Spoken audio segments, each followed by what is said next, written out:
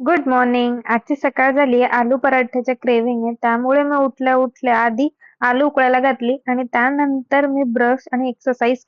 त्यानंतर मी room clean करायला घेतली कारण खूप पसारा झालेला रूमवर आणि बेडशीट सुद्धा 2 वीक झाले मी तीच यूज करत होते. त्यामुळे मी आधी बेडशीट सुद्धा चेंज करून घेतली. फायनली टडा, रूम क्लीन झाली. फ्रेश होऊन मी पोटपूजेच्या तयारीला लागले. आधी आटा मळून घेतला आणि आलू तर आधीच उकळून ठेवले. नंतर मला माहिती पडलं की दही संपले, म्हणून मग मी विचार केला ओके मी दही आणते आणि चीज पण घेऊन येते. पण जेव्हा मी दुकानात गेले तेव्हा मी त्यांना चीज मागितलं आणि दही मागायचंच विसरली. पण मी लेज नाही विसरले तिथे. जे पाहिजे होतं ते तर आणलं नाही मी आणि भलतंच काहीतरी दुसरंच घेऊन आले.